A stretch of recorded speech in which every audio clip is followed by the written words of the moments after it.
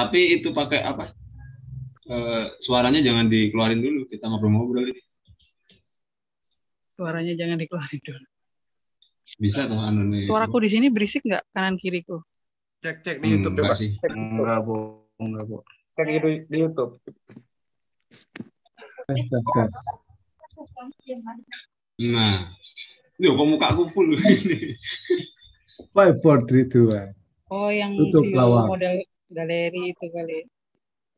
Ya. Saya record ya di PC saya. Semua di host saja, Mas. Jadi Kalau siap ini cewek. Kenapa Mas Riri cuma kelihatan kepala doang? Tuh, pengennya kelihatan apa? Sampai badan maksudnya, kayak yang lain kayak Pak Saiful kan lumayan agak. Aduh, Ibu, kalau saya harus sebadan. Oh, laptop ya? Gini Ini ya, berarti ya, Mas? sudah live YouTube loh. Sudah live YouTube, sudah aku lihat. Lumayan delaynya nggak apa-apa tapi kan. Tapi kok gitu. mukanya gede-gede semua. Layaknya Iya, dari kata kebesaran. Oh, ini gantian terus ya dia ya, bukan galeri ya? Mode galeri gimana caranya? Modenya mode view. Mode view. Tuh, berarti kalau aku mati hilang kan gambarku? Ya kalau nggak ada suaranya Ibu nggak ada.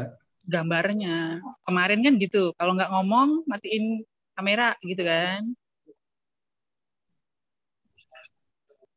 Dia otomatis sih. Nah ini dia. Seru. Barangkali nanti saya agak lemot soalnya sambil record juga ya nanti barangkali. Kalau kamera kan bisa bantu 4, sudah saya jadikan co-host. Ya. Oh iya betul. Kalau kamera nyala 4, nampak 4 pas di layar YouTube. Kalau 6 on cam semua, yang 2 nggak kelihatan. Masa gitu?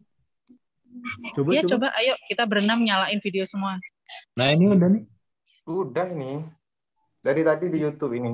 Dia ada gak delay, tunggu. Iya memang ada delay. Nah di YouTube cuma bisa 4 kotak kan? Bentar. Masa sih penasaran Bu? Masa cuma 4? Ini udah nyala semua kita video. Tadi sempat muncul 5 Bu. Tadi sempat muncul ini berarti yang view apa ya? Jadi galeri ya? Satu lagi belum. Ini 6 nih. Ini 6 bisa. Linknya di ya. Kalau ditaruh di WA. Mas Nandus, kalau HP-nya di itu landscape gitu gimana?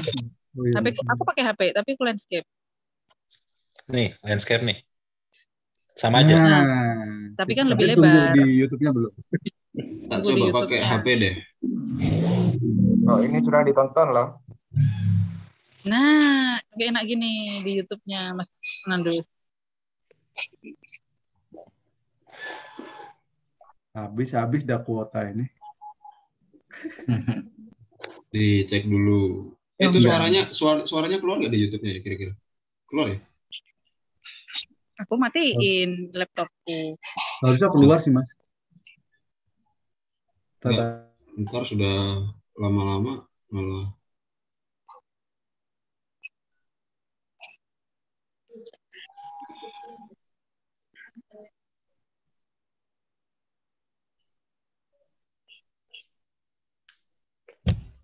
Bentar tak ganti pakai HP juga ya. Ada kok suaranya ada. Ada. Oke deh. Ada. Pak Ustadz nih mau baca doa aja udah Pak Ustadz. Yuk doa dulu yuk Pak Ustadz yuk. Doa sendiri tuh udah nunduk dulu. Pimpin doa dulu. Ya. Sesuai keyakinan masing-masing dimulai dari sekarang.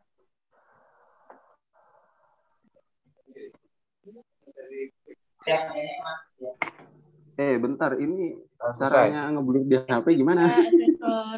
Podcast di streaming. Pencet kanan bawah di more. Oh bukan, ini kuliah, tugas kuliah bukan tugas asesor. Kanan bawah ada more. Amikom baru matrikulasi ya. Iya Ibu. Mohon restu ya. Meeting setting ini. Pencet more. More kanan bawah. Keluarnya apa aja? Keluarnya chat, manage meeting setting, raise hand, sama emot. Oh, nggak ada berarti sama kayak punya Mas Nandus. Mending pakai ini apa pakai laptop? Ini boleh. Oh, ini ganteng banget kalau ini. Yang penting jangan pakai kumis, yang penting. Geli tau, geli. Ibu nafsu kayak pakai kumis. Bukan. Waduh, Sumpah waduh, geli waduh. kalau. Lihatnya kayak Rhoma Irama jadinya. Jadi itu Rhoma Irama.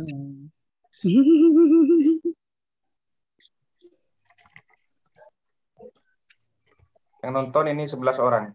Wih, siapa aja tuh? Pantau. Bentar. Siswa-siswa juga masuk Pasukan nih. saya suruh on semua dulu. Yuk murid-murid dikerahkan. Ya. Udah loh. Gimana lihatnya? 11. Saya belum Itu lihat. di YouTube-nya ada 5. Pas di refresh dulu, masih di refresh. Yang nge-like ada 10. Oke. Pasukan saya lagi saya kerahkan dulu nih. Siap. Pasukan yuk. Para lelembut. Mari kita kerahkan para lelembut.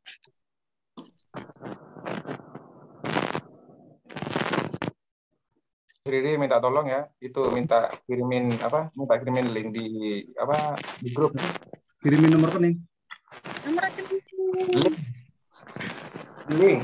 Link YouTube. Apa? Link YouTube. Oke. Oh, iya, Saya juga mau kalau nomor lagi. rekening, Mbak. Ini ada. Link YouTube di mana? Di grup pejuang. Jual beli online. 57 guys. 3 menit lagi. Oke, kita kirim.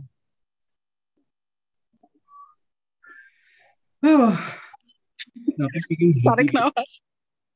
Boleh menimpali ya, boleh ngobrol ya, biar nggak tegang. Tarik nafas.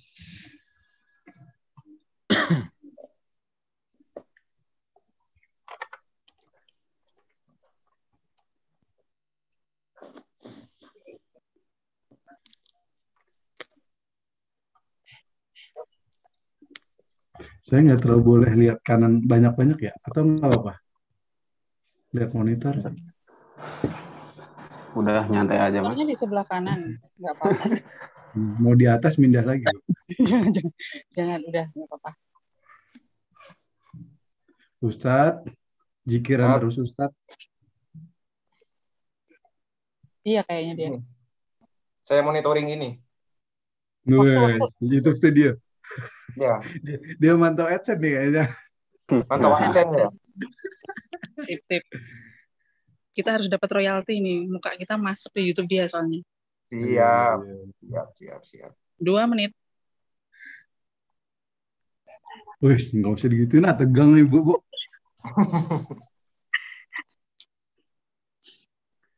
Delay loh, Bu, di YouTube-nya. Jadi nggak. Jadi gitu, Mas Riri. Itu ya.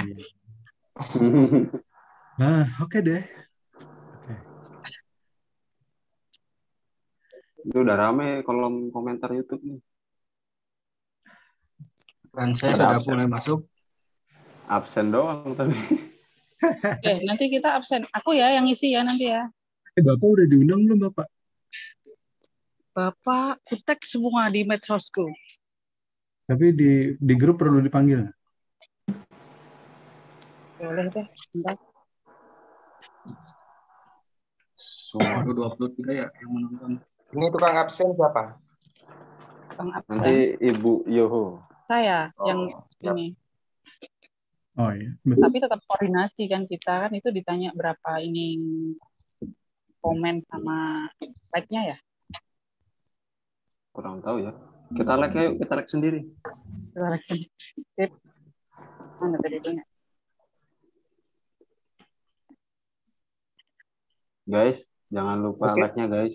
Karena like kalian sangat membantu kita guys. Wah, itu YouTuber banget.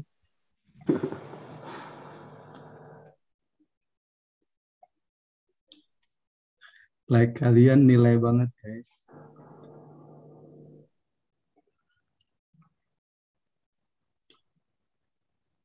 Ada nanti akumulasi like atau love sama total viewer. Total viewer sama jumlah pertanyaan yang dijawab. Banyak dong, kan kita ngobrol ya. Pertanyaan dari audiens. Entah. Ayo Mas Riri, silakan dibuka. Udah waktunya kita. Oke. Assalamualaikum warahmatullahi wabarakatuh. Waalaikumsalam. Selamat datang di podcast kita, di podcast pertama kita. Grogi nih kayaknya. Tarik napas dulu bentar. Hari ini saya sebagai host di sini, nama saya Riri Firmansyah. Saya berasal dari Martapura, Kalimantan Selatan. Dan saya dibantu sama Mas Samuel. Mas. Ya, sama Mas Samuel. Di Banjarmasin ya, Mas ya? Iya, Banjarmasin. Satu daerah kita. Nah, di sini ada narasumber 4 orang. Yang hari ini akan kita ajak sharing. Ya, kita punya narasumber yang luar biasa nih sore ini, Mas Mia. Ya. Siapa aja nih, Mas? Kita mulai ini dari yang perempuan dulu deh, satu-satunya nih, Mbak Yun. Ya, ladies first dulu. Ya. Yuk, Mbak. Halo. Silakan perkenalkan dulu. Ya, halo, selamat sore semuanya. Perkenalkan, saya Yohana Karuniawati. Saya dari Kabupaten Wonogiri, Jawa Tengah. Saya mengajar di SMK Negeri 1 Ismanto. Begitu. Keren kan? Terus kita lanjut lagi ke narasumber kita yang kedua nih. Ada Mas Husni. Silakan Mas Husni. Ya, siap. Assalamualaikum warahmatullahi Waalaikumsalam. Halo, suara saya bisa terdengar? Ya. Terdengar, Mas Husni, silakan. Saya Husni Hidayat Malik. Saya dari Cirebon, Jawa Barat ya. Saya bekerja di Sekolah Tinggi Ilmu Kesehatan Mahardika. Oke. Terus kita punya siapa lagi nih, Mas? Sudah 2 nih. Yang ketiga, kita panggil yang paling timur dulu nih kayaknya. Yang paling timur ada Mas Nandus. Silakan Mas Nandus. Halo Mas. Paling jauh, mungkin suaranya paling kecil nanti dia. Iya, nama saya Fernando Payan Sitorus. Domisili saya di Nabire, Papua, paling ujung ya. Saat ini saya bekerja sebagai tenaga pengajar atau guru di SMK Negeri 1 Nabire, khususnya jurusan multimedia, gitu Mas. Itu Nabire kalau di peta emang paling ujung ya Mas ya? Enggak juga, sebelum Jayapura Mas, sebelum Jayapura. Yang berikutnya nih. Kan? Nah, yang berikutnya. Teman saya nggak dikenalin nih yang satu nih. Iya, yang satu ini wajib nih artis kita. Jangan applause nih. Bang Ipul. Silahkan Mas Ipul. Terima kasih atas waktunya Mas Riri. Assalamualaikum warahmatullahi wabarakatuh. Perkenalkan, nama saya Saiful Bahri. Asal saya yaitu dari Sumeneb, Madura, yaitu Pulau Madura ya, yang berletak di Sumeneb. Seperti itu Mas Riri. Sekarang aktif di konten kreator dan mengajar di SMK Mambaul Ulum Gulu-Gulu Sumeneb. Ya, wah ini kalau cerita untuk Mas Saiful aja nih bisa panjang sampai selesai podcast kita. Kayak kereta apinya Pak Fajar tuh. Iya, tapi kita hari ini pembahasan kita ngebahas tentang tren teknologi di era new normal ya. Nah, new normal. Bukan new era ya, new normal. Ya. Jangan. Itu merek. Kalau yang masih ingat, yang masih anak-anak pasti tahu ya. Mas Riri, apa sih itu new normal Mas Riri? Kan kita belakangan ini sering banget nih dengar kata-kata new normal. Apa sih sebenarnya new normal menurut Mas Riri? Iya, kalau new normal nih versi saya ya. Iya. Itu kita dihadapkan sama kondisi yang benar-benar baru, yang biasanya kita sebelumnya sudah nyaman dengan keseharian kita, kebiasaan kita, tapi di kehidupan new normal kita diminta lebih fokus sama kesehatan, sama apa ya, harus wajib pakai masker. Kalau dulu kita ketemu orang bisa mungkin salaman tangan, sekarang harus jaga jarak. Salamannya jotos. Pakai tos sekarang, pakai tos. Ya gitu sih. Berarti kan kita bilang harus melek teknologi juga harus melek kesehatan sekarang ya karena ada pandemi ini Mas. Ya, betul. Karena kita temanya teknologi di era new normal nih, kita bahasnya ya tentang teknologi. Ya. Kita ambil temanya sekarang. Untuk yang pertama ini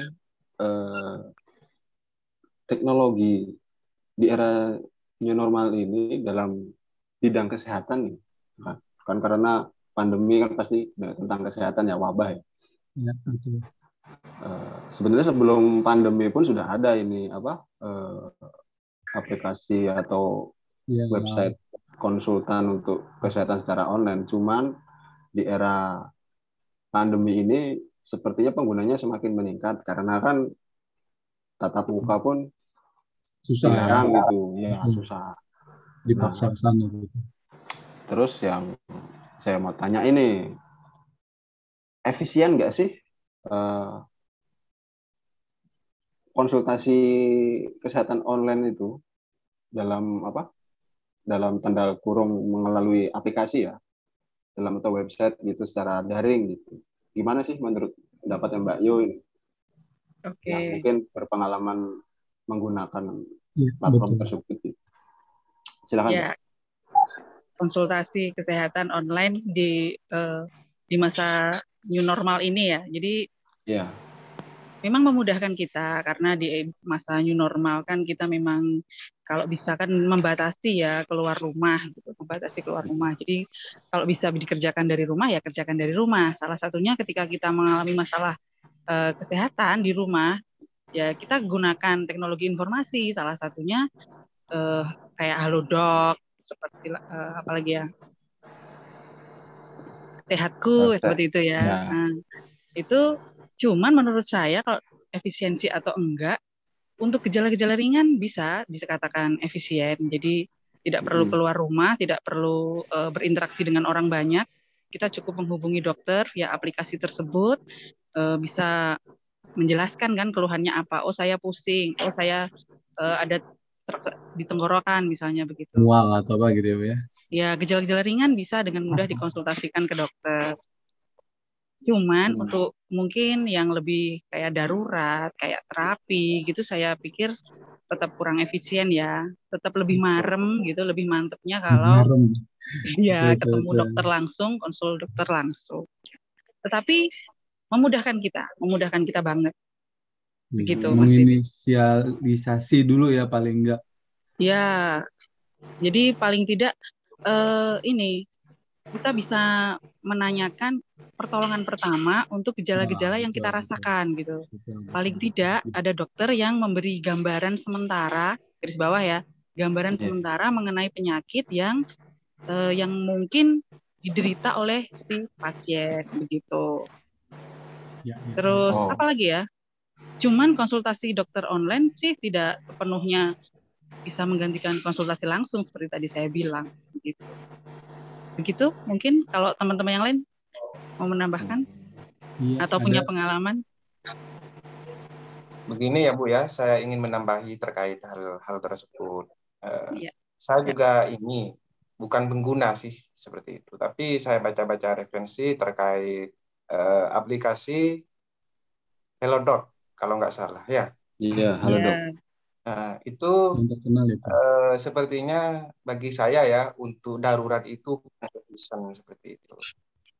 Untuk yang darurat misalnya kayak apa ya, kayak tulang patah atau apa, masih mau nanya-nanya ke ini ke Halodoc kayaknya jangan ya? Nggak tepat dong ya. Iya kalau darurat langsung aja bawa ke rumah sakit. Begitu. Iya sama Pak, kayak misalnya mungkin saya hamil misalnya ya. Kalau ada keluhan-keluhan di kandungan, masa iya saya mesti nunggu dari Halodoc, kemudian diresponnya kan belum tentu saat saya tanya langsung direspon kan juga belum tentu ya, belum tentu. Nah jadi kayak misalnya kalau lagi hamil juga lebih enak konsul langsung. Tetapi di era new normal ini konsultasi online seperti itu ada yang memudahkan kita, misalnya ya itu tadi. Emang trennya ke sana ya Bu ya? Tetap. Iya. Mas Andus tuh punya cerita sebenarnya kayaknya. Diam-diam dia nih, senyum-senyum apa nih ceritanya Mas Andus? Ayo cerita dulu. Senandos. Jadi gini Mas, kalau terkait dengan konsultasi dokter secara online ya, kalau secara yang disampaikan sama Ibu atau Mbak Iyo tadi itu sebenarnya sudah benar, bahwa efisiensinya itu sangat kurang ya. Kalau misalnya kita bilang di dalam dunia teknologi informasi, kita itu kan menginginkan informasi yang cepat, tepat, akurat. Seperti itu. Ya. Kalau kita bilang kita bertanya-nya pasti cepat, ya kan kita send-nya cepat. Ya, tanyanya cepat. Tapi respon di sana aja belum tentu cepat. Belum tentu. Dokter kan sibuk. Dokter sibuk. Banyak nah, ya. Betul juga. Nggak mungkin ya ada dokter yang nganggur gitu ya. Pasti sibuk terus ya. Pandemi kayak gini. Gitu. Jadi kalau misalnya tingkat efisiensinya saya rasa itu sangat sedikit sih. Dan juga mungkin berguna hanya untuk gejala-gejala seperti tadi Ibu atau Mbak Yo bilang, yang gejala-gejala ringan aja. Misalnya saya ini udah pusing selama 4 hari, ini rasanya kayak oyong, tapi mau ke puskesmas atau ke klinik atau ke rumah sakit, rasanya belum ada waktu karena sibuk kerja. Nah, bisa tuh sementara kita tanyakan gimana Dok, mungkin ada gejala apa yang saya alami ini, penyakit apa sih sebenarnya, atau ini, di situ ada namanya diagnosa awal, ya kan? Nah, diagnosa awal ini ya jangan juga kita langsung percaya bahwa saya sakit ini, tidak. Paling baik juga, paling bagus juga kita konsultasi secara offline atau langsung ke dokternya. Nah, itu lebih baik lagi. Iya, gitu. Kalau online kan Pak, mau cek tekanan darah nggak ada, cek gula juga nggak ada, belum tentu pasien punya juga, gitu. Kemudian mungkin ada chat langsung dengan dokter gitu ya, tapi mungkin tidak, istilahnya kadang kita perlu berkonsultasi dengan dokter yang spesialis gitu. Nah, kebetulan yang melayani chat kita ternyata dokter spesialis yang lain gitu. Jadi akhirnya nggak cocok nih dapat dokter yang ini begitu. Salah satu kelemahannya begitu. Dan ini satu lagi, ini kan obatnya yang diberikan, yang diresepkan itu adalah obat-obat yang bisa dibeli bebas di apotek gitu kan. Maka nggak mungkin bisa meresepkan obat yang untuk penyakit-penyakit kronis seperti itu. Jadi hanya obat-obat yang dijual bebas di apotek yang diresepkan melalui aplikasi konsultasi online seperti ini. Gitu Mas Riri, Mas Samuel. Siap. Kalau Mas Husni nih, kalau di Stikes sendiri ada nggak sih inovasi kayak konsultasi online gini? Kalau di kita kan emang mahasiswanya sudah belajar tentang kesehatan ya. Paling diskusi-diskusi ringan, paling ya tanya-tanya ke dosenan gitu. Ya lebih ke materi lah, itu juga kan berguna ya buat keluarga, ya lingkup kecilnya kan bisa buat keluarga, buat tetangga, buat saudara-saudara. Ya kurang lebih seperti itu. Oh ya, berarti kan kesimpulannya ini kalau ke kesehatan konsultasi kesehatan secara teknologi online, informasi ini sebenarnya kurang efektif ya, kurang efisien. Masih belum kali ya, masih belum lah, masih perlu banyak benahan lagi yang inovasi baru lagi. Ya, mungkin harus dokternya harus dokter yang memang standby, terus aplikasinya harus ada AI-nya kali ya, kalau yang keren kan di belakang. Itu bisa. Iya kan. Masa ya kayak kita misalkan datang ke rumah sakit ini biasanya kan ada cek tekanan darah dulu ya. Iya. Darah, berat badan, habis itu nanti diperiksa sama stetoskop sama dokternya, itu kan nggak ada ya di Mungkin bisa tuh Mas, dari smartwatch sekarang kan bisa tuh Mas. Detek nadi, atau mungkin nanti bisa lah diinovasikan dari situ lah. Nanti kita tunggu saja tanggal mainnya. Kayaknya jadi tesisnya Mas Samuel.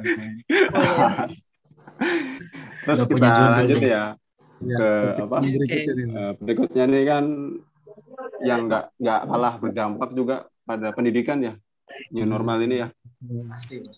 Sangat bahas enak nggak enaknya nih kita ini. Sangat berdampak nih. Berhubung narasumber kita pengajar ya, ini sangat cocok ini. Relate sama ini pasti dalam nih. Relate sama temanya ini. Tema. Pasti punya cerita masing-masing. Apalagi tiap mereka narasumber kita punya dari daerah masing-masing. Iya, lokasinya juga unik-unik. Ya. Ayo kita mulai sharing yuk. Mulai siapa? Pak Nandus deh, coba dulu. Yang di ujung dulu nih, dari ujung Ya, gimana? Ujung. Gimana sih ceritanya PJJ di tempatnya Pak Nandus Oke. sana? Coba boleh sharing. Saya sharing dikit ya, tapi saya bahasnya sebelum new normal ya. Mungkin Oh pada ya, pandemi ya. pandemi dulu, ya. Ya. Kalau kami di daerah Papua, sebenarnya PJJ ini sangat tidak efektif, atau kita bisa bilang juga belum mampu untuk mengikuti seperti ini. Pertama, mulai dari alat atau device yang kita gunakan pasti banyak yang belum punya. Terus kedua, jaringan atau internet yang kadang-kadang bagus, kadang-kadang tidak. Nah, saya pernah punya kasus seperti ini. Pada saat pandemi dimulai, PJJ juga dimulai, kami diharuskan mengajar semua dari rumah, dan saya mencoba untuk mengajak rombel-rombel saya untuk belajar secara online. Nah, pada saat mulai kita belajar secara daring, dari satu rombel 35 anak, percaya tidak percaya Mas, yang online cuma 10 orang. Sama-sama. Ngalami juga nih. Nah, pertanyaannya 25 anak lagi kemana? Iya kan? Betul. Nah, di sini saya mencoba untuk menyelesaikan masalahnya dengan cara bertanya kepada mereka. Pertama saya cross check dulu kenapa sih mereka nggak bisa online. Nah, dari 25 anak ini, 5 orang misalnya saya temukan tidak mempunyai alat atau HP. Okay. Kebetulan kan kalau kita di Indonesia Timur ini, maaf, harga kadang-kadang rada-rada mahal ya. Jadi kalau misalnya ada emang mahal kayaknya. Emang mahal. Emang mahal. Kalau Timur mahal lah pasti. HP itu sebenarnya barang mewah di sini. Okay. Oh. Gitu. Jadi kalau misalnya kita mau memaksa juga nggak bisa. Nah, sisa 20 anak lagi yang kita mau tanya ini ya, yang tidak ikut. Nah, dari ke-20 anak ini, taruhlah 10 punya HP tapi punya orang tuanya. Okay. Ya. Nah, orang tuanya pasti bekerja, pasti butuh juga HP tersebut. Nah, pada saat misalnya kita mau daring, orang tuanya pakai, otomatis mereka tidak bisa ikut kelas daring, ya kan? Nah, sisa 10 anak tadi yang punya HP tapi tidak ikut. Nah, alasannya apa? 5 diantaranya pasti jaringan. Di tempat saya mau nge-zoom itu kayaknya nggak bisa, Pak. Mau masuk aja susah, loadingnya lama gitu, ya kan? Nah, sisa 5 anak lagi. 5 anak ini pasti alasannya gini, saya nggak punya pulsa, Pak. Nah, itu. Seperti itu. Terus sekarang pada saat era new normal, kami di Papua misalnya dipaksakan atau diharapkan harus menerapkan pembelajaran secara daring atau PJJ tadi. Saya rasa kami belum bisa masuk atau mampu mengikuti hal seperti tersebut, seperti tadi itu. Jadi mau tidak mau ya kita akan kalau di komputer biar rollback ya, balik lagi ke yang sebelumnya. Ya mau tidak mau tetap muka seperti itu. Nih ada cerita nih yang agak lucu ya. Saya pernah ke pedalaman salah satu kabupaten di dekat kabupaten saya. Jaraknya sekitar 6 jam. 6 jam jalan darat ya. Nah, itu dekat itu. Dekat. Dekatnya segitu. Bisa bayangkan. Udah beda provinsi di sini. Dekatnya tapi jalannya setiap berapa kilometer lubang semua gitu. Waduh. Itu jalan beraspal atau enggak? Itu udah ada yang beraspal, ada yang masih batu-batuan gitu. Dan berlubang. Wow. Jadi saya berangkatnya siang, otomatis sampai di sana sore. Iya. Otomatis kan sehari sendiri 6 jam. Sepanjang jalan dari kabupaten saya ke kabupaten yang satu itu kan blank spot, nggak ada sinyal sama sekali. Oke. Sampai di kabupaten berikutnya, saya lihat nih, ada signal nih, ada 4G ya kan. Nah, dengan PD-nya saya WA istri saya bilang, "Mah, saya sudah sampai nih," ya kan. Terus ku tunggu-tunggu kok nggak ada balasan, sampai ketiduran. Akhirnya balasan itu masuk besok pagi. Jam 8 pagi, ya kan? Delaynya. Jadi rasanya itu gini, saya lihat, ini 4G. 4G tapi kayaknya ini 4G ditempel di belakang ini ada 2G. Ya kan? Jadi Stiker doang keprank ya. sih, keprank Stiker dong. aja itu. Sendiri. Jadi kalau misalnya kita diharapkan untuk mengikuti pembelajaran PJJ atau apa, mungkin kalau di kota seperti kami ini masih lumayan ya, Masih ada masih sinyal bisa. ya. Sinyal benar. Tapi kalau misalnya sudah agak-agak sedikit ke daerah bagian pinggir atau sudah mulai masuk ke tempat yang agak jauh sedikit, itu kayaknya sudah nggak bisa. Begitu, Mas. Sedikit sharing. Turut berduka ya. Nanti Mas Berduka ini gitu. Mas Firandos bisa menciptakan kayak 4G lagi gitu mungkin ya. Iya, tapi 4G di belakangnya 2G ya Pak ya, gitu. Oh, 4G rasa 2G ya.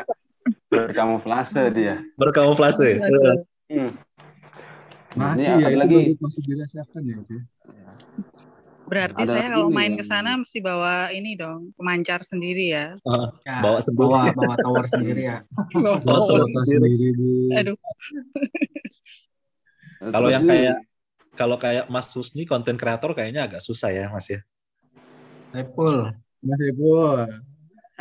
Oh iya Mas itu lah. saya ya. Iya, Mas Ya, saya Ipul. baru merintis. YouTuber Alhamdulillah kita kalau Mas di Ipul. sini ya, alhamdulillah kalau di Sumeneb ini lancar semua kartu itu support. Maksudnya untuk jaringannya itu 4G semua. tapi beneran atau ditempel?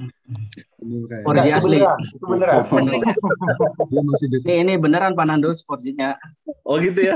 Iya. Dia kabelnya narik sendiri lewat itu jembatan Suramadu. Lewat jembatan. Maksud saya kalau konten kreatornya dibawa ke tempat saya gimana tuh? Iya. Oh, Nggak bisa begitu. upload. Nanti Gagal nggak upload, bisa Pak. ngupload, Pak. Nggak bisa upload dia. satu bulan sekali. Uploadnya pas pulang. Uploadnya pas pulang ke Sumeneb. Ya, iya. Mungkin bisa ngupload Mas. Bisa ngupload tapi nguploadnya gini pas mulai start ngupload Masnya masih bisa bikin kopi, masih bisa nonton bola dulu. Oh iya. Oh, begitu ya. Nah, gitu. 50 MB itu satu Jogging hari dulu ya. pagi. Satu Itu ini, Pak. enggak juga lah Mas. 500 Enggak. Mas Husni. apa? Ukuran 500 MB itu ya. Mungkin biasanya kalau di sini nguploadnya itu 5 menit, bisa di sana 3 jam mungkin seperti itu ya. Ya, bisa. kalau- Ya nggak sampai 3 jam juga lah Mas. Oh, Enggak. Oh. Yuk kita Cerita yang lain. tanya dari pengalaman yang lain nih. Kayaknya Mbak Yo juga punya nih pengalaman PJJ di sana gimana tuh? Oh ya, oke. Kalau PJJ kebetulan sekolah kami kan termasuk daerah pinggiran ya. Walaupun kami di Jawa Ya. Tengah, tengah-tengahnya Jawa. Tapi Tapi bukan Jawa coret ternyata- kan, Bu? ya kalau dibilang Jawa coret sih emang sering sih. Jadi memang daerah kami ini kalau dari kota kabupaten itu jaraknya 1 jam, lumayan ya. Naik kendaraan darat tuh 1 jam. Terus kalau Nggak dari 6 sisi jam, ya? enggak 6 jam. Kalau dari kualitas sinyal, memang semua operator ada dan berfungsi. Dan kalau 4G ya beneran 4G, bukan ditempel, bukan di prank. Oh, beneran. Iya, tapi karena geografis kami kan memang bergunung, lembah, sungai, mendaki gunung, lewati lembah kayak Ninja Hattori itu. Iya, Ninja. Nah, ternyata juga ada di tempat kami blank spot sama kayak di mana Nabire, daerah Papua. Nah, jadi walaupun di Jawa ternyata ada blank spot di tempat kami banyak. Jadi hampir sama siswa kami banyak juga yang kalau kendala mungkin bukan dari perangkat tapi lebih ke kendala sinyal. Jadi kadang saya biasanya memberi tugas kepada siswa kalau PJJ itu kan misalnya hari ini ada jam pelajaran saya kasih tugas, nanti maksimal itu biasanya saya kasih waktu 1 minggu. Nah, 1 minggu kadang siswa itu ada juga yang belum mengumpulkan di rentang waktu yang saya kasih 1 minggu itu. Ketika ada kesempatan Japri misalnya saya tanya, kenapa belum mengumpulkan tugas mapel ini gitu? Nggak ada sinyal Bu, gitu. Ya kok sekarang bisa ada sinyal? Coba berarti sebenarnya kalau kamu mau bisa ke tempat-tempat yang istilahnya sinyalnya lebih penuh gitu. Jadi kalau dari kami biasanya dikendala di sinyal gitu. Tapi kalau pergi-pergi nggak bawa tower sendiri sih sebenarnya. Nggak. Kalau kendala PJJ lebih ke itu. Jadi ketika mau Zoom seperti ini misalnya, atau Google Meet, atau Teams meeting seperti itu, kadang siswa nggak mau. Karena butuh sinyal yang stabil, sinyal yang kuat. Jadi siswa lebih senangnya yang asinkron ya. Jadi nggak mau kalau pembelajaran sinkron dengan meeting begini. Boros kuota juga ya, Bu? Boros kuota, iya. Iya, dan kadang siswa belum mandi, Bu, jangan meeting, Bu. Gitu. Nggak pede, Bu, masih burik gitu. Gitu Mas Riri, Mas Samuel. Siap. Mas Husni mungkin ada juga cerita. Nah, dia tenaga pengajar juga loh di situ. Oh iya. Kalau di Stikes sendiri paling teknologi yang digunakan selama pandemi ya paling ada e-learning ya. Kita ada sistem pembelajaran e-learning. Sebenarnya sistem pembelajaran e-learning tersebut sudah ada sih sebelum masa pandemi. Sudah ada, cuma ya mungkin untuk implementasi dan penggunaannya masih jarang digunakan. Karena apa ya? Karena e-learning tersebut masih dipakai hanya sekedar misalkan dosennya tidak masuk gitu.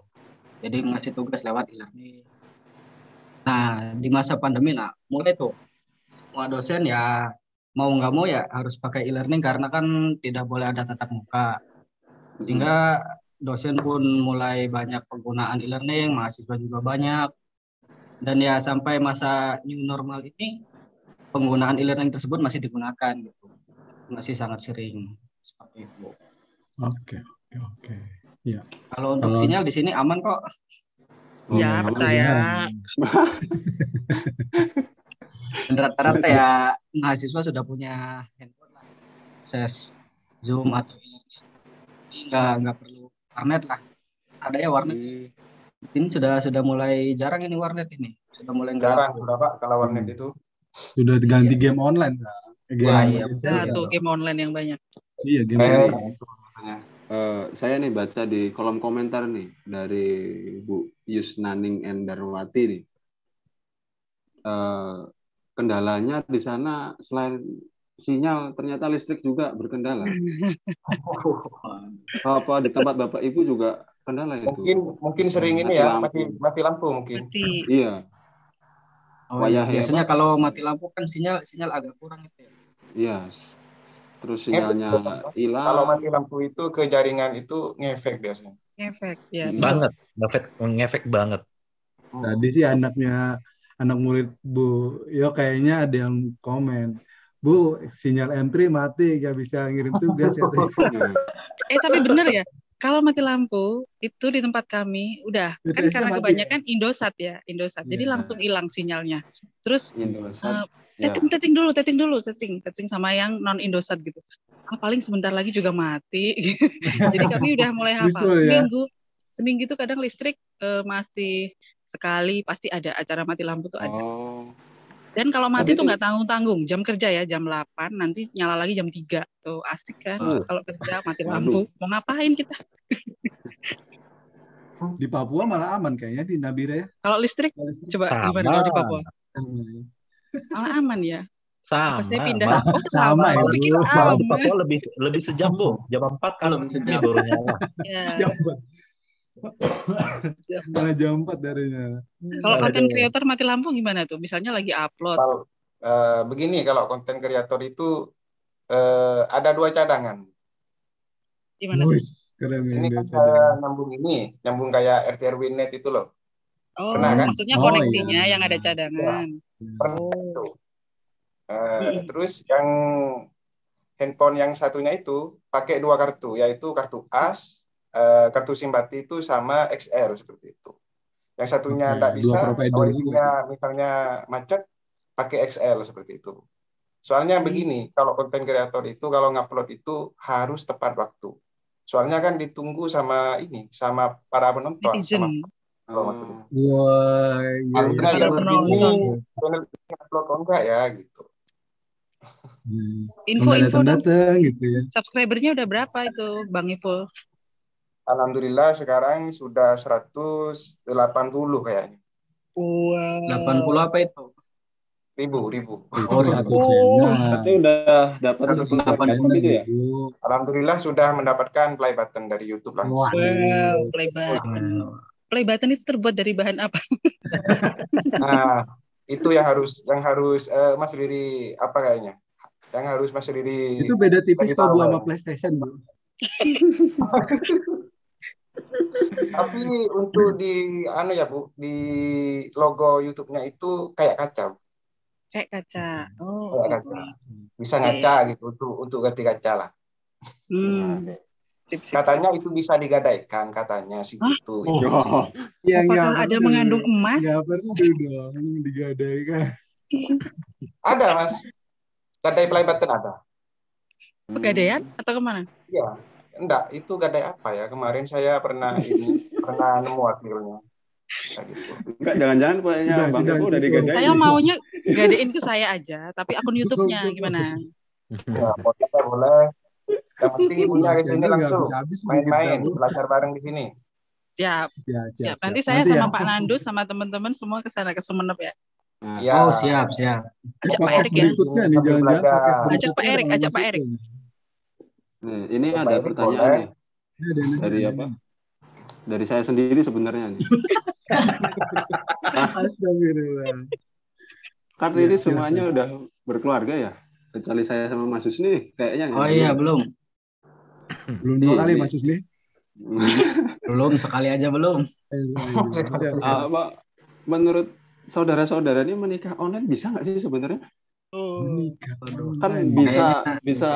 bisa menekan budget juga itu sebenarnya, ya kan? Low budget. Iya bener juga ya. Cuma modal kuota doang. Apakah mungkin dilakukan gitu? Saya mau coba jawab saya coba jawab. Boleh.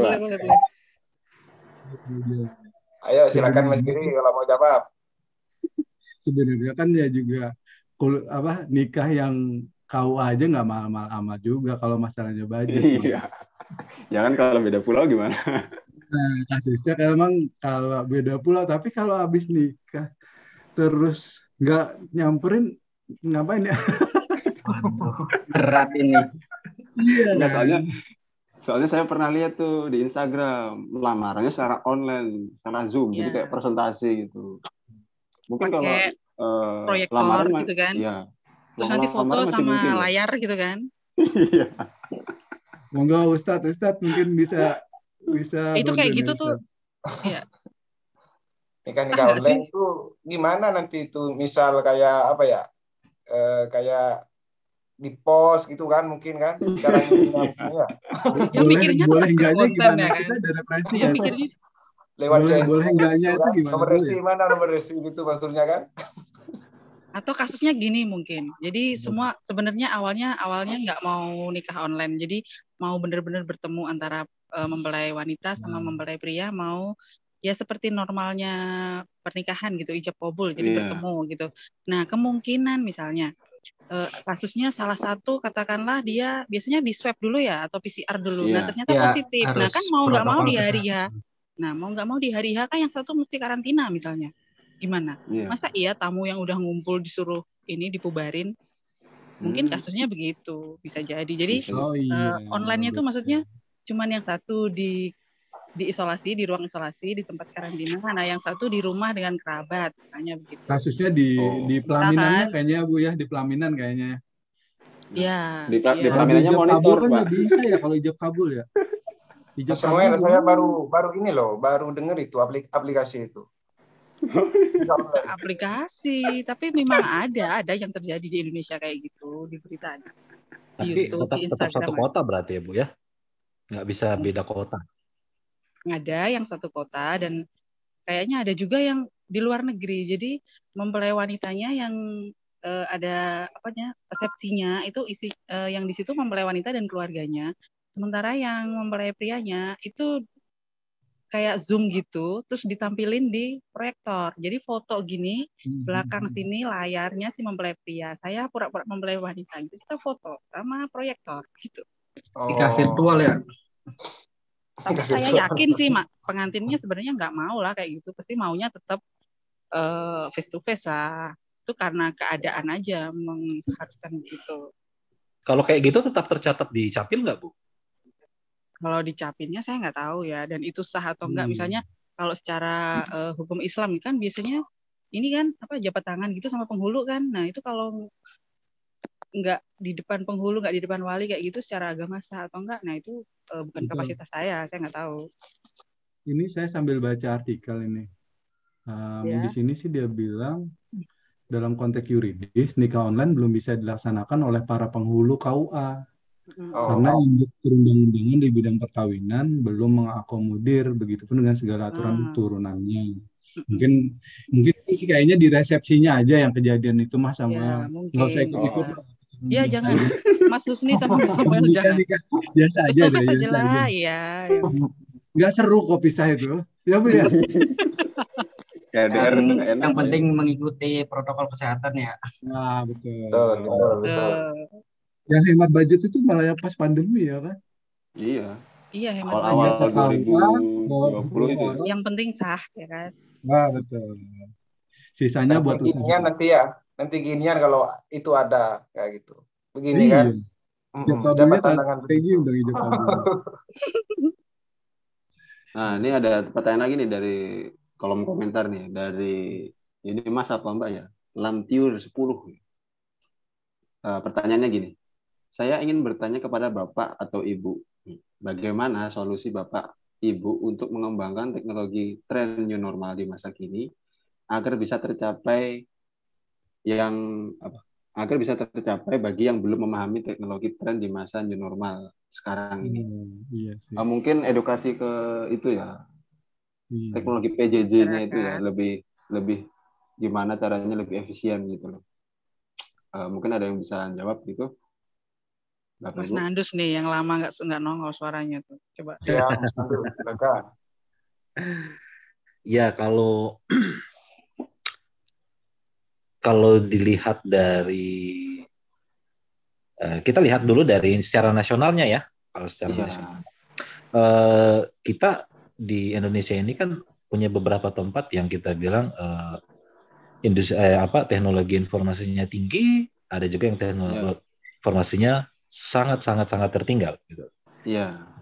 Kalau kita mungkin mengedukasi di tempat yang teknologinya bagus, itu pasti akan tepat sasaran dan pasti akan cepat untuk maju dan juga pasti akan cepat akan mengerti hal tersebut. Tapi kalau misalnya kita kembali ke yang tadi yang saya bilang, yang teknologi informasinya sangat tertinggal, kita mau mengedukasi gimana pun, kalau misalnya alatnya saja nggak ada, internetnya saja nggak ada, ya gimana pun teknologi informasi itu masuk ke situ akan susah. Oh iya. Ya karena kita negara maritim ya. Pulaunya beda-beda, aksesnya satu ke satu, jadi agak susah infrastrukturnya disamaratakan. Ya kalau misalnya kita aja misalnya bayangkan misalnya gini, di tetangga sebelah, kabupaten sebelah itu teknologi informasinya bagus, sudah maju. Terus di tempat kita sendiri mungkin masih tertinggal. Nah, pada saat kita mengedukasi teknologi informasi di kabupaten yang sebelah, pasti mereka akan cepat mengerti dan mereka akan cepat memahami apa yang kita mau, gitu loh. Dan pasti akan cepat sekali maju. Sedangkan yang ada di tempat kita ini, yang sekarang ini, yang tertinggal ini, ya mau diedukasi seperti apapun, kalau misalnya memang nggak ada alat, nggak ada device yang membantu, internet juga kurang, apa segala macam, teknologi informasi itu ya pasti begitu-begitu saja. Berarti kan untuk mensukseskan tren teknologi PJJ di era new normal ini, langkah pertama itu infrastrukturnya dulu yang dibenahi. Ya, benar sekali.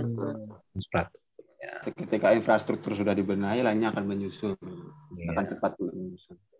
SDM itu akan maju jika infrastrukturnya tersedia, iya kan? Iya. Nah, gitu. Aku sharing sedikit ya. Kalau di tempat kami, kalau UAS sama UTS gitu kan juga dilaksanakan secara online. Nah, kadang memang karena UTS dan UAS itu kan berbatas ini ya di setting waktu. Jadi harus mengerjakan mapel A jam sekian sampai jam sekian aja. Misalnya jam 8 pagi aja sampai jam sore, jam 4 sore misalnya. Dibuka soalnya jam segitu. Nah, kadang anak-anak kami ada yang kendala di HP mungkin pas saat mau dipakai kok ternyata HP hang misalnya, atau di sinyal atau di kuota gitu. Akhirnya kami ini menawarkan juga kepada anak-anak, ketika kamu memang bermasalah dan hari itu adalah jadwal UTS UAS, anak-anak boleh ke sekolah, tapi nggak langsung yang bareng-bareng gitu, enggak, tapi kita beri kita jadwal juga, jadi boleh datang, tapi hanya untuk yang mereka betul-betul terkendala gitu. Jadi sekolah memfasilitasi anak-anak ini untuk UTS, UAS di lab sekolah seperti itu. Jadi maksudnya kita nggak langsung harus memaksa anak-anak dengan kamu harus tes UTS atau UAS online di rumah, nggak seperti itu, nggak kaku seperti itu. Tapi kita juga pendekatan secara ini ya ke siswa, kalau memang ada kendala ya sekolah akan memfasilitasi begitu. Jadi mungkin salah satu yang ditanya tadi, ada pendekatan secara personal itu dengan apa ya istilahnya yang keterbatasan gitu, yang terkendala gitu loh, gitu Mas Iri. Siap. Ini ada lagi susah, nih. ya? Apa? Lanjut. Pertanyaan nih, tapi kayaknya dari salah satu murid Bapak Ibu nih. Gimana cara terus konsisten untuk mengerjakan tugas dan tidak malas? Saya ada tips tuh, bener nih. Ini ada tips nih. Ini yang selalu saya namanya Mbak Yohana namanya yang tanya. Ini saya namanya siapa? Saputri. Oh ya. Eki Galuh Saputri. Saya sering kasih tips ini juga sebenarnya ke siswa-siswa saya di sekolah. Jadi begini, algoritmanya, logikanya gitu. Algoritma ya Bu. Tentang orang TI. Habis kuliah logika soalnya. Jadi ketika ada tugas, ya kan, kamu nggak kerjakan tugas itu, dia akan bertemu dengan tugas lain yang tidak kamu kerjakan. Lalu mereka akan bertemu, berkumpul, ngobrol, lalu lama-lama jatuh cinta. Lalu mereka menikah, mereka punya anak, akhirnya beranak pinak. Tugasnya jadi banyak sekali. Gitu. Makanya kalau ada tugas langsung dikerjakan. Betul. Jadi kalau ada tugas langsung dikerjakan. Udah, nggak bisa ditawar. Kayak nakut-nakutin jadinya Bu. Waduh. Tugas satu nggak dikerjakan kan, ketemu sama tugas nanti yang berikutnya kan. Iya betul. Banyak nanti kan. Betul. Kita tanya Mas Saipul nih, mungkin punya trik khusus juga biar ngupload satu hari video satu itu gimana bisa konsisten? Supaya konsisten dan nggak mager gitu loh. Iya. Biar nggak mager. Iya. Begini soalnya sama ya mungkin ya dengan Ibu Yohana yang mencontohkan itu. Misal begini, YouTube itu sama dengan sekolah gitu loh. Kalau saya analogikan seperti itu. Iya. Misal di sekolah itu yang pertama harus rajin masuk sekolah. Terus ada tugas dikerjakan seperti itu kan. Terus aktif seperti itu. Sama sih sepertinya. Itu kalau di YouTube itu yang pertama kita itu harus rajin ngupload seperti itu.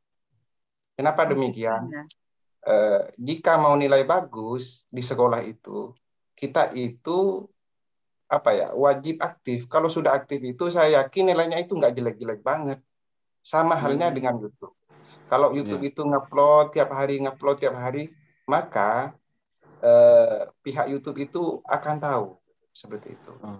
Pihak YouTube akan merekomendasikan video tersebut. Soalnya ini konten kreator ini benar-benar seperti itu. Antara rekomendasi atau kasihan kali ya. Ya, walaupun yang nontonnya cuma beberapa orang gitu ya, bahkan ada yang nonton tapi harus tetap kita upload ya. Ya, maka video itu akan direkomendasikan dan ada di beranda semua pengguna YouTube seperti itu. Bisa trending gitu ya? Bisa. Trending. Insya Allah bisa. Yang penting kontennya bagus seperti itu. Ya, menarik kuncinya lah. Konsistensi itu. Konsisten. Semuanya kan kuncinya konsisten. Kayaknya sih begitu. Konsisten dan setiap mau upload pikirin cuan. Iya. Yuk, kita masuk segmen terakhir nih. Kita akan bahas tentang PJJ MTI di Universitas Amikom Yogyakarta. Iya. Gimana nih Mas Riri? MTI di Amikom nih. Perasaannya gimana nih masuk MTI? Iya. Pasti sih pada punya cerita masing-masing ya. Tujuan PJJ kan sama lah. Karena mungkin efek pandemi, efek kerjaan gitu kan, akhirnya memutuskan ini jalan yang terbaik dan kebetulan ada di Amikom ya. ya yang memenuhi semua kebutuhan kita ya.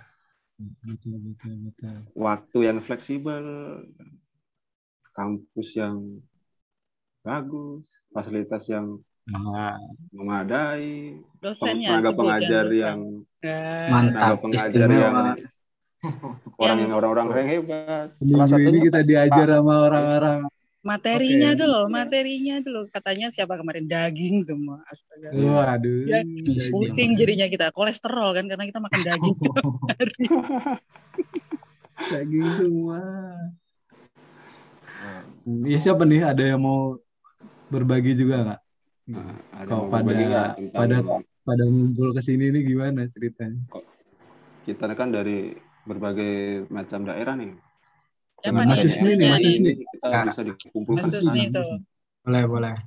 Ya, saya juga bersyukur ya adanya PJJ di Amikom ini. Itu juga kan salah satu pemanfaatan teknologi informasi ya. Iya. Menggunakan pembelajaran jarak jauh. Ya, hemat di ongkos walaupun boros di kuota ya.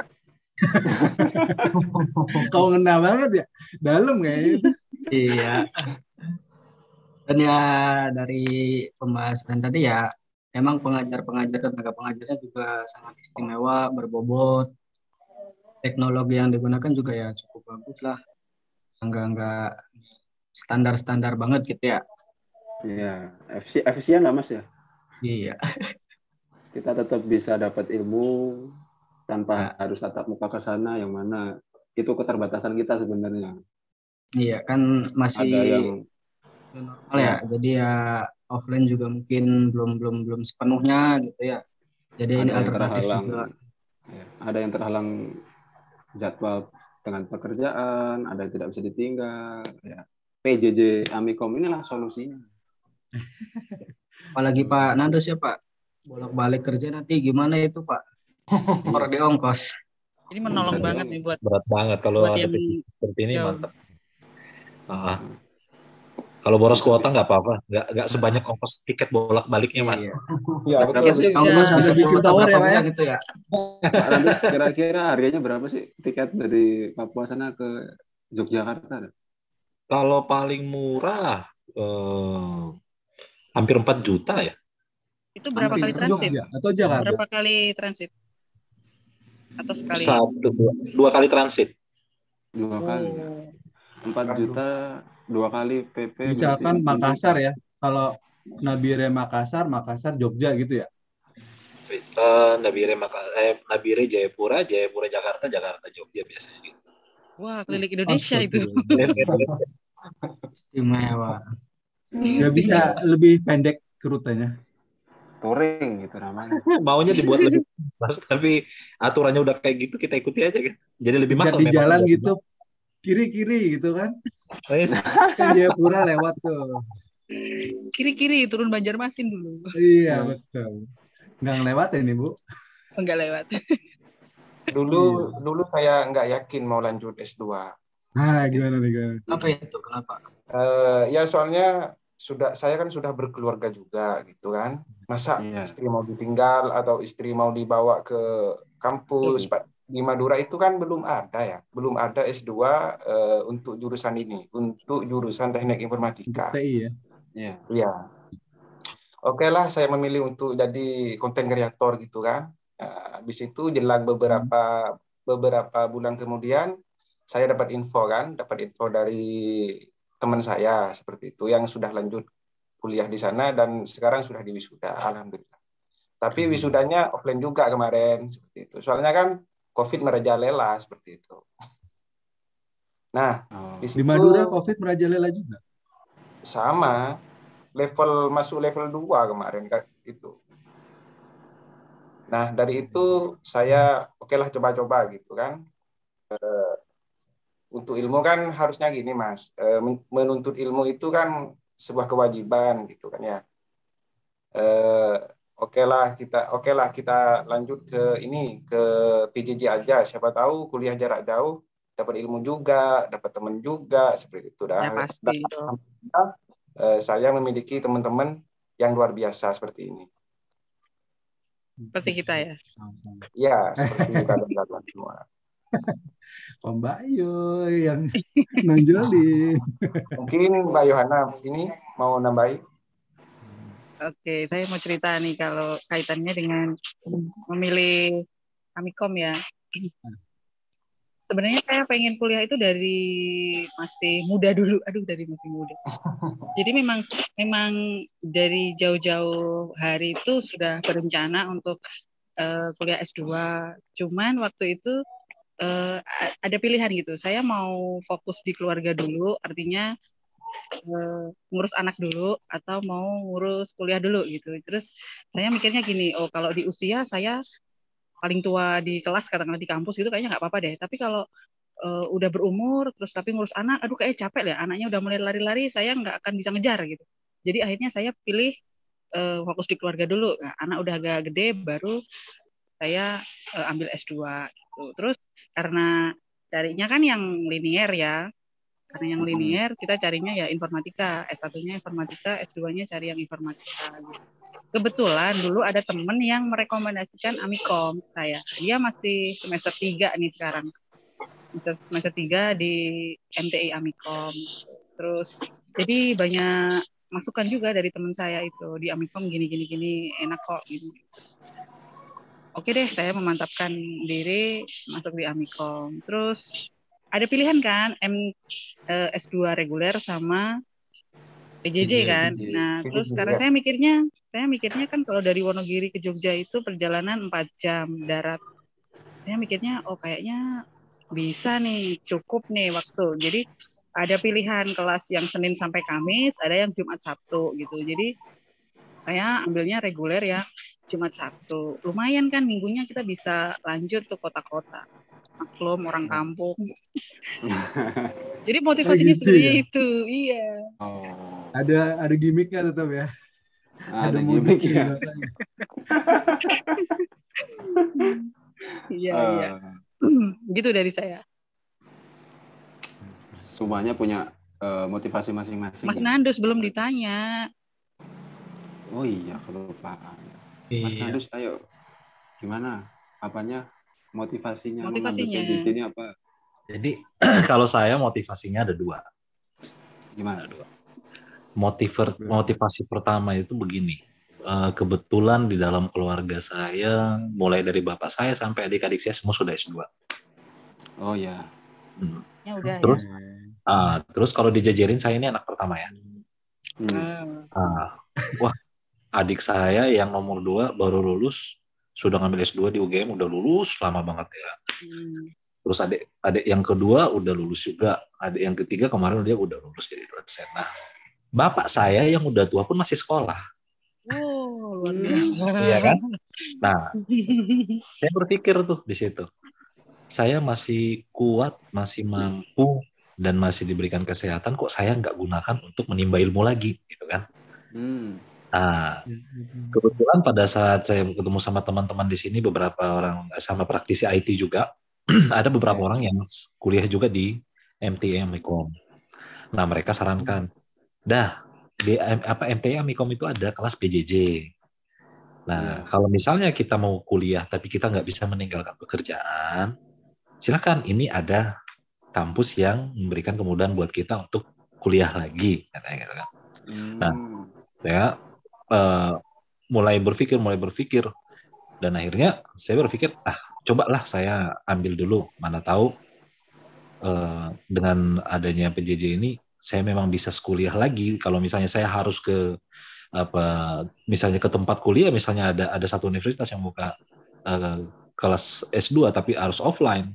Nah, masa saya bolak-balik dari Nabire ke sono, balik lagi ke sini, biaya ongkosnya sudah gimana, pekerjaan saya tinggal, anak istri saya tinggal pula ya kan, dengan keadaan seperti ini. Nah, itu motivasi pertama. Nah, motivasi kedua itu istri.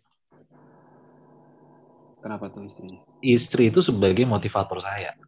Pastinya kan. Jadi pada saat kita lagi duduk-duduk ngobrol, dicolek saya kan, "Pak," katanya gitu. Apa? Itu teman-teman papa semua udah S2 loh. Itu yang lain juga udah S2. Papa nih kok cuma duduk aja gitu, padahal sebenarnya mampu, padahal sebenarnya bisa. Iya kan? Ya kita kan langsung merasa, wah, ini harus ambil nih, nggak boleh enggak nih. Iya kan? Nah, supaya tetap suami Challenge-nya ambil ya. lawanku gitu kan, dia harus terlihat keren juga di depan istri gitu kan. Is, Gitu. mantap. Jadi saya tanya balik, nggak apa-apa nih sampai S2 nih, ya nggak apa-apa kan bendahara kan, itu kan Iya. bendahara, jadi kita nggak bisa. Semoga istrinya nonton nih ya. Jangan di sebelahnya itu istrinya. Ibu Jadi- halo. Jadi begitulah ceritanya sampai akhirnya saya memilih Amikom, dan kebetulan saya juga sudah tahu Amikom dari beberapa teman yang sudah kuliah di sana dan juga sudah ada yang lulus, dan puji Tuhan bisa kesampaian seperti ini gitu Mas. Dan kalau Berarti dicari kan- di Google tuh muncul paling atas loh itu. Ah ya. Iya. Ya kan, S2 Teknik Informatika gitu. Pasti dia Iya. paling PJJ atas. lagi ya. Ya, nah apalagi ada Kampus- PJJ-nya. Kampus terbaik di Indonesia, Bu. Asik. Waduh. Indonesia. Nih, lu alumni S1-nya di situ tuh alumni. Coba cerita tuh. Coba Mas Sam tuh ceritakan dia. Pengalamanmu di Sekarang situ Mas berapa Samuel tahun loh. tuh? Kita dengerin Mas Samuel alasannya Iya, apa dengerin. nih alasannya. Mahasiswa Sebelum senior kita nih. closing nih. Masih senior. Expert. Gini, sebenarnya kan kemarin tuh mau ada 2 pilihan. Mau Amikom atau Mercubuana. Mercubuana. Iya kayaknya Mercubuana. Jogja. Iya. Terus yang Mercubuana itu tidak menyediakan kelas non reguler, cuma reguler. Jadi Senin sampai Jumat. Jadi nggak fleksibel kan. Terbentrok sama jadwal kegiatan. Terus saya lihat lagi di Amikom, buka email. Wah, kok banyak ini penawaran MTI terus, ya kan, promosinya gencar. Udah, tertarik, baca-baca, ternyata yang PJJ juga ada yang cuma Sabtu Minggu. Udah, nggak pikir panjang.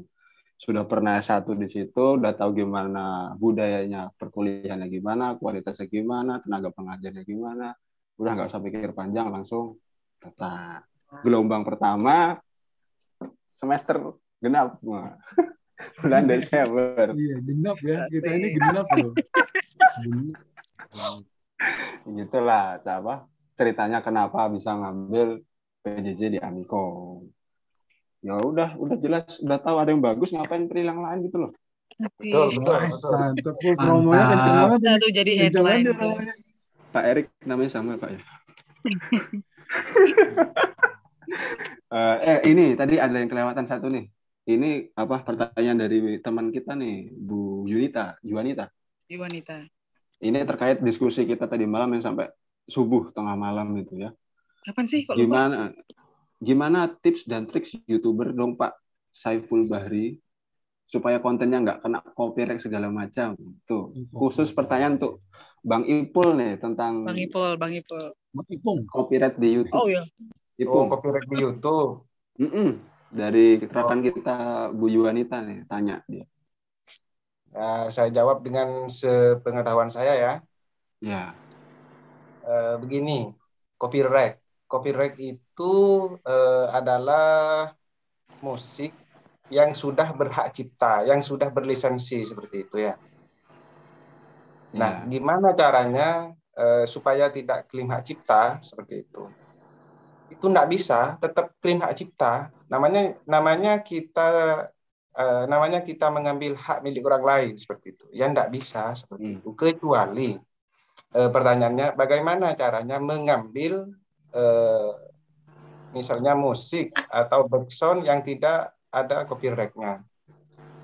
Di YouTube itu sudah banyak menyediakan sebenarnya di sana. Ataupun kita bisa meng-share di sana, misalnya dengan kata kunci background no copyright, seperti itu. Begitu Mas siapa? Ibu siapa yang tanya tadi? Bu Juanita. Ya betul, seperti itu Bu. Kalau mau lebih jelasnya nanti bisa hubungin langsung Pak Saiful. Bisa. Boleh. Mungkin Mas Sam kalau misalkan emang podcast kita ini banyak yang tertarik, kita lanjutin ya kan minggu depan kita bikin topik ya. Ketik di komentar 1 kalau setuju podcast ini tayang lagi minggu depan guys. Tunggu jadwal selanjutnya ya. Ini jangan dihapus loh Mas enggak. Saiful nih video kita ini. Jadi biar tahu nanti komentarnya gimana. Kalau misalkan oke kita lanjut ya kan. Lanjut. Iya. Yang dibahas nanti kita cari tentang apa. Ya, Oke, ya namanya oke. bincang-bincang asik, asik aja. Bincang-bincang asik. Iya, asik ya, harus asik ya. Ya. Kalau nggak Asik. asik ya, Ini Asik kan sekali. kelompok Kalau nggak asik, kelompok asikin aja. 6. Ya, kelompok itu perlu terbaik. ajak bintang tamu juga nanti ya. Entah dosen atau teman-teman kita ya kan Wah, diundang. mantap tuh. Nanti Boleh. nanti Iya. bolehlah kita ajak Pak Erik lah collab di Pak sini Erik, kita. Pak Erik, diajak Pak Erik. Asik. Pasti teman-teman kita kan punya expert masing-masing kan. Iya. Jadi nanti bisa cerita. Seru lah. Oke, Ya, oke. pengalaman. Apalagi nih Mas Samuel, ada lagi sebelum kita closing? Saya mau Kayaknya kasih kesimpulan dikit paling ya. Kayaknya sudah. Melihat Sudah waktunya ya. sudah pas. Cukup lah ya. Kalau hari mau ini. lanjut ya minggu Tunggu depan. episode. Episode Iya, berikutnya. episode berikutnya. Pengennya gitu ya. Ini Ya. masa ngobrolnya offline doang, nggak disiarin. Iya. Sekali ini di streaming, siapa tahu orang bisa Siapa kepake, tahu bisa bermanfaat. ada ide, orang lihat kita, mereka jadi dapat Ya. ide gitu, ide konten. Betul. Asik. Oke deh. Asik. Ya. Teman-teman, terima kasih banyak. Yang pasti kita di matrikulasi ini ya, nah, itu banyak banget tantangan-tantangan baru. Ketemu Pak Eko, ketemu Pak Erik, ketemu Pak Heri ya. Itu seru-seru banget. Di awal kita disuruh mikirin flight radar 24 itu gimana caranya. Bisa Langsung shock masang radar di aduh macam-macam, tapi seru. Seminggu ini parah, kita diperes banget ini aja tugas masih ada ya kita ya. Masih, habis ini lanjut nugas. Jangan sampai habis tugasnya, Pak. Kata Mas Husni itu yang penting kita jalani. Seperti itu kan. Nggak usah dipikirin, jalanin aja. Nggak usah dipikirin, yang penting jalan terus gitu. Kalau mikir nggak jalan-jalan nanti Nggak selesai. Betul. Betul. Dan kali ini juga kita dipaksa streaming. Ya, ketagihan kayaknya. Iya. Pertama kalinya ini kita semua. Ketagihan atau malu-maluin ya. Malu ini. Ya udah enggak. Oke. Nanti kalau misalnya ada yang bertanya silakan di kolom komentar. Jangan lupa apa Mas Samuel kita nih? Harus di like ya. Jangan lupa like, subscribe, dan sama share komen. sejauh-jauhnya. Siap. Oh ya, satu lagi. Oke, kalau mau kuliah, Amikom aja tempatnya. Ya. Oke. Kita Tepuk bisa tangan buat duduk di rumah sambil ngerokok gitu kan. Terima kasih banyak. Ya. Ya. Oke. Kita tutup Thank you semua ya. Terima kasih semua ya atas kerjasamanya. Assalamualaikum warahmatullahi wabarakatuh. Waalaikumsalam warahmatullahi wabarakatuh.